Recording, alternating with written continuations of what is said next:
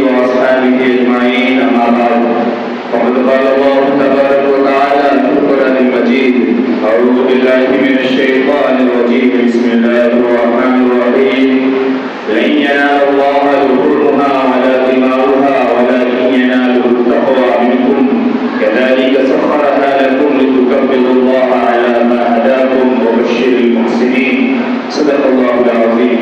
وقال النبي صلى الله عليه وسلم في مقام إن الله لا ينظر إلى أجسامكم ولا إلى صوركم ولكن ينظر إلى قلوبكم أو كما قال عليه الصلاة والتسليم.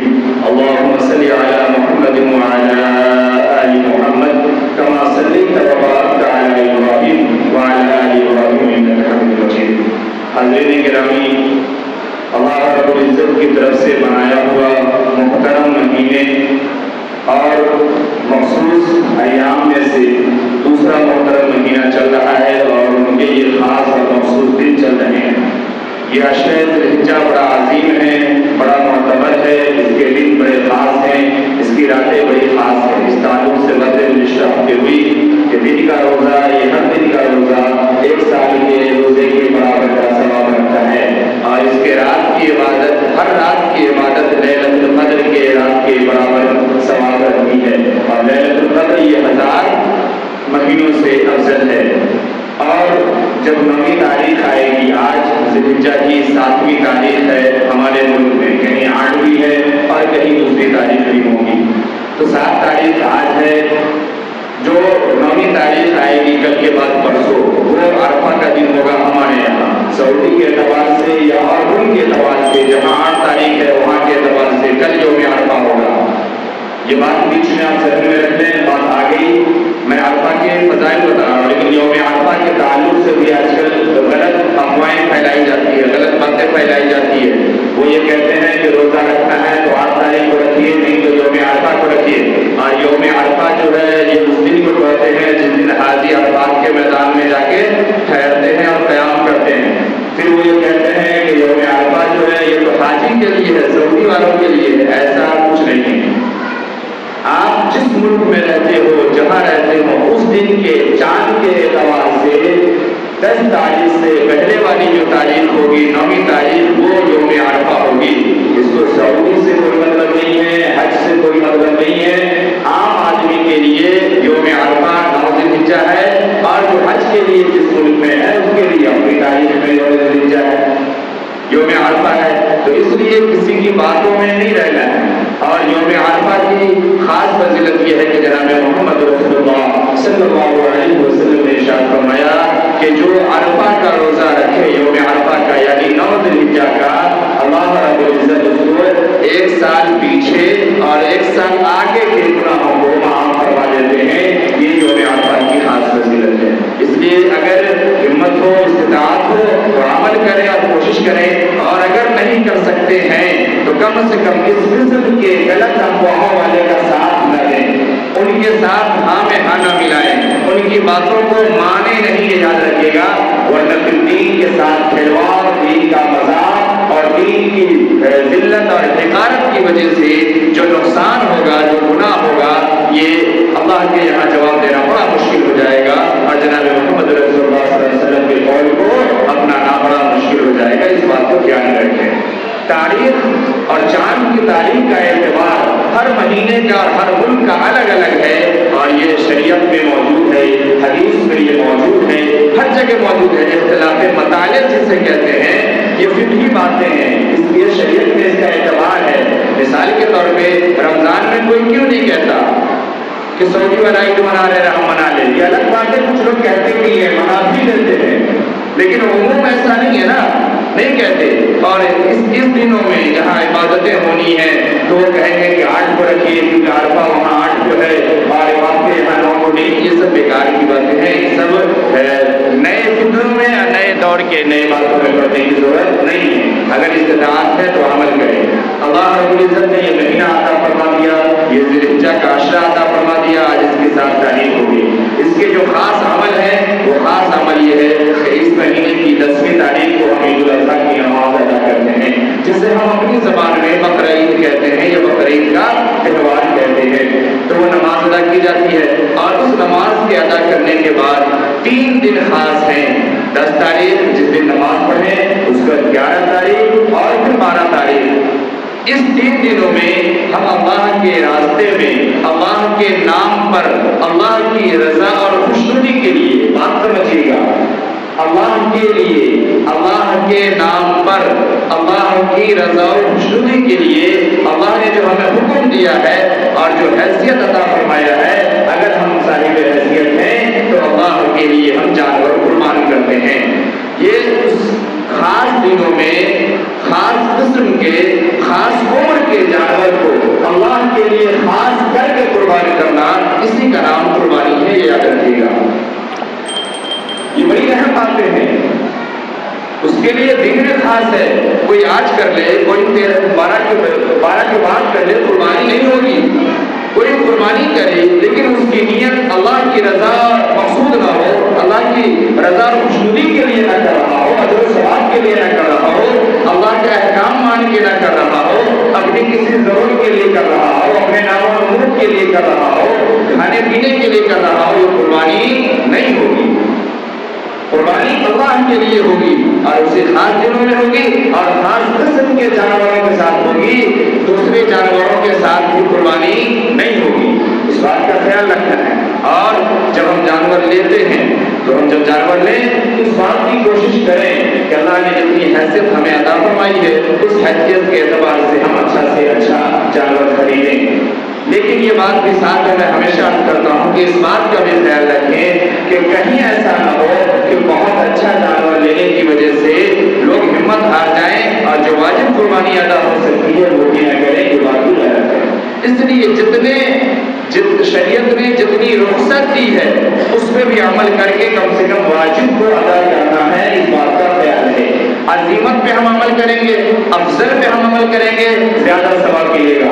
سمینوا ضحایاکم فإنها متاعکم. ٹھیک ہے، اچھا سے اچھا کرو، فطیبوا بها نفسا، خوش ہو کر کے کرو، اچھا سے اچھا کرو. ٹھیک ہے، لیکن اگر نہیں تو شریعت نے جو اجازت دی ہے کہ کیسے قسم کے جانوروں پر قربانی ہو جائے گی واجب ادا، اس مسائل کو جان کر کے بھی زیادہ سے زیادہ قربانی کرنی چاہیے.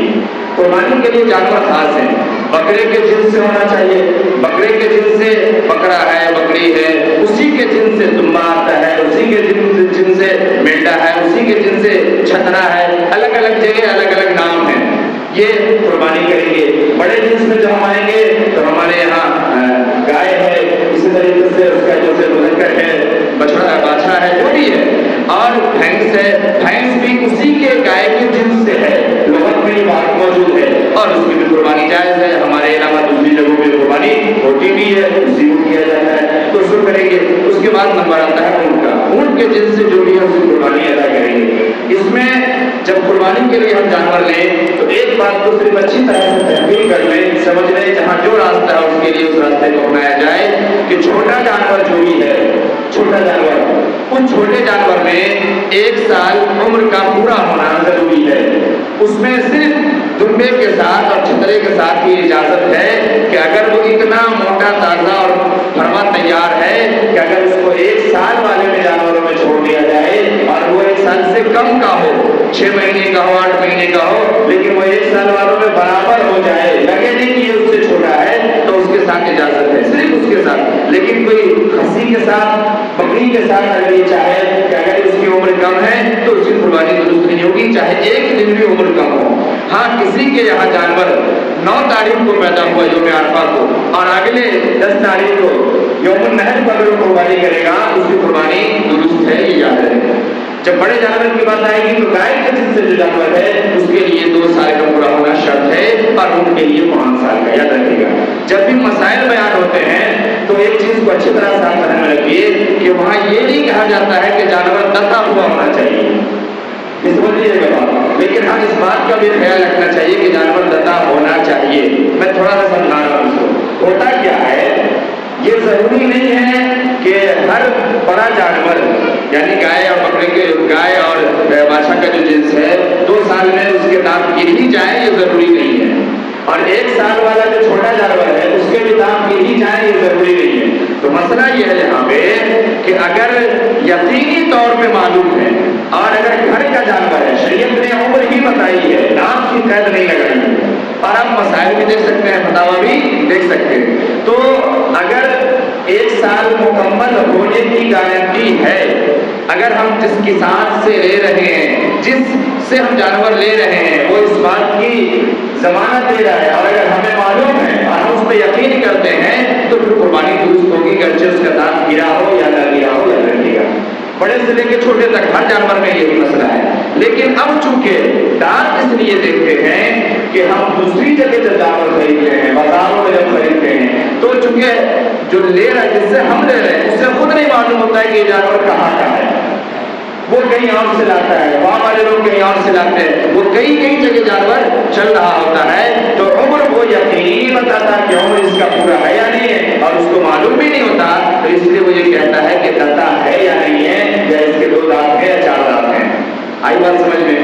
تو اگر جانور کسی کے یہاں سے ہم لیے ہیں یا لیتے ہیں، چھوٹا ہو تو 1 سال ہونے کی گارنٹی اگر وہ دیتا ہے، اور اگر وہ قسمیں کھا رہا ہے یا بتا رہا ہے کہ 1 سال اس کے پورے ہو گئے ہیں یا اتنے دن پورے ہو گئے ہیں، تو یاد رکھیے گا، اگر میں نے کہا 9 کو جو بچہ پیدا ہوا تھا اور اگلے 10 کو آپ کو قربانی کرنی ہے، تو سال پورا ہو گیا، قربانی درست ہوگی۔ بڑا جانور بھی ہے تو یہی دھیان رکھنا ہے۔ لیکن چونکہ ہم ایسی جگہ سے لیتے ہیں کہ پتہ نہیں ہوتا ہے، تو وہاں پہ دانت کو بھی دیکھ لینا چاہیے، اس لیے کہ جو تجربہ کار ہیں ان کا یہ کہنا ہے کہ اتنی عمر تک میں دانت اکثر گر جاتا ہے۔ میں ایسے جانوروں کو بھی جانتا ہوں جو گھر کا جانور ہے، کتے کا جانور ہے، پہلے سے بھی، اور وہ کافی دن کا ہو گیا، اس کے دانت نہیں گرے، اس کا معنی یہ نہیں ہے کہ شریعت کی نگاہ میں وہ جانور معتبر نہیں ہوا۔ ایک چیز تو اس کا خیال رکھنا ہے، جانور اچھا لینا ہے، جانور عیب دار نہیں ہونا چاہیے، عیب دار جانور کی قربانی درست نہیں۔ اب عیب کو تھوڑا سا سمجھ لیجیے، میں یہ بات سمجھا رہا تھا کہ بہت اچھا کے چکر میں کہیں ایسا نہ ہو کہ ہم واجب بھی ادا نہیں کر رہے ہیں۔ عیب کے لیے شرط یہ ہے کہ کوئی اعضا، کوئی حصہ یہ 1/3 سے زیادہ کٹا ہوا ہونا چاہیے۔ اگر اس سے کم کٹا ہے یا اس سے کم ڈیمیج ہے تو اس کی قربانی درست نہیں کر سکتے۔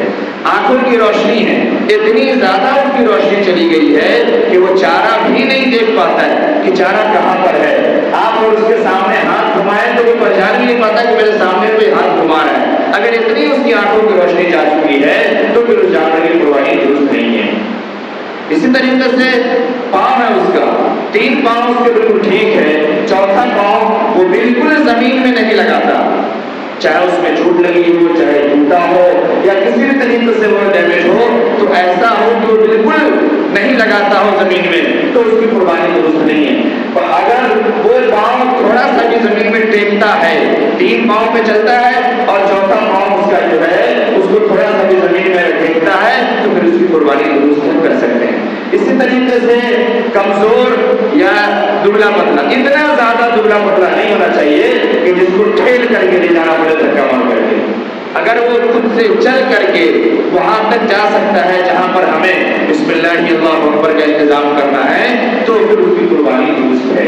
یہ الگ کی بات ہے کہ ہم کو اندر بھی ڈالنا رہتا ہے تو پھر من نہیں ماننا ہوتا ہے کہ ایسا کیسے لے لے، اور اس چکر میں آدمی واجب قربانی بھی چھوڑ دیتے ہیں۔ تو اس کا خیال رہے کہ ایسا نہیں، صرف اپنے لیے واجب قربانی کو چھوڑنا یہ درست نہیں ہے۔ حیثیت ہے آگے بڑھائیں، اور نہیں حیثیت ہے تو اپنی اوقات کے مطابق کم سے کم شریعت کے مسائل کو جان کر کے واجب قربانی ضرور ادا کرے۔ اسی طریقے سے سینگ کا مسئلہ ہے، اگر کسی جانور کے پیدائشی سینگ نہیں ہے کوئی مسئلہ نہیں ہے، اس کی قربانی درست ہے۔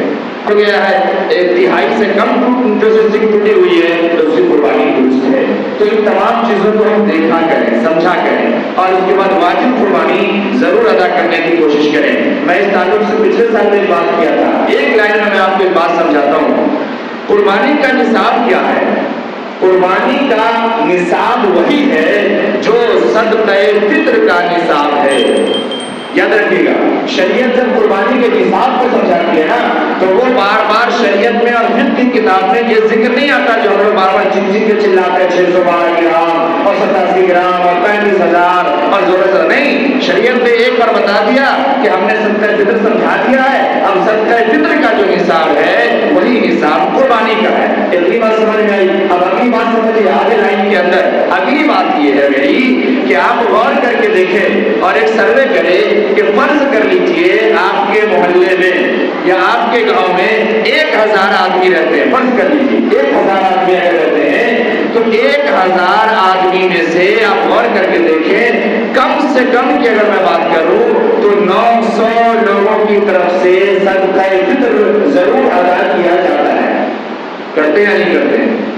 آپ غور کریں، اس سے زیادہ ہوگا۔ میں آپ کو 100 مائنس کر کے دے رہا ہوں، 100 کو چھانٹ دیجیے، 100 وہ مان لیتا ہوں میں جو صدقہ فطر لینے والے ہیں، جو مستحق ہیں، لیکن 900 لوگ صدقہ فطر ادا کرتے ہیں، اور 900 لوگوں میں سے اب تھوڑا سا ہم آگے بڑھتے ہیں، 20%، 30%، 40%، 400 لوگ ہم اس کو نکال دیتے ہیں جو نابالغ بچے ہیں، جو نابالغ بچے ہیں۔ اس کے علاوہ 500 میں تو میاں بیوی کم سے کم شامل ہے نا۔ 400 بچوں کو سائڈ کر دیجیے، چلیے 400 500 کر دیجیے، الٹا کر دیجیے۔ اگر مان لیتے ہیں کہ بچوں کی تعداد زیادہ ہے تو 500 بچے الگ کر دیجیے، 400 تو میاں بیوی ملا کے مکلف شامل ہے نا۔ پھر آخر کیا وجہ ہے کہ قربانی کی تعداد یہ 100 150 سے بھی آگے نہیں بڑھتی؟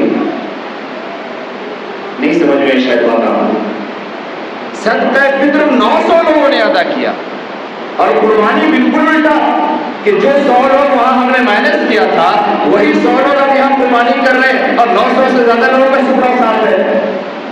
کبھی اس کو سمجھیں کہ اس کی حقیقت کیا ہے۔ اس کا اتنا بڑا اجر و ثواب ہے۔ جناب محمد رسول اللہ صلی اللہ علیہ وسلم سے صحابہ نے پوچھا، فما لنا فیہا یا رسول اللہ، ہمارے لیے کیا ہے؟ یہ بات تو آپ نے سمجھا دیا، سنت ابیکم ابراہیم، کہ یہ تمہارے جد امجد، یہ تمہارے باپ حضرت ابراہیم کی سنت ہے، اور شریعت محمدی میں ہم مکلفوں پر عاقل ہو، بالغ ہو، صاحب نصاب ہو اور مقیم ہو، اس کے اوپر واجب ہے۔ صحابہ نے پوچھا ہمارے لیے کیا ہے؟ فرمایا بِكُلِّ شَعْرَةٍ حَسَنَةٍ، ہر بال کے برابر تمہارے لیے نیکی ہے۔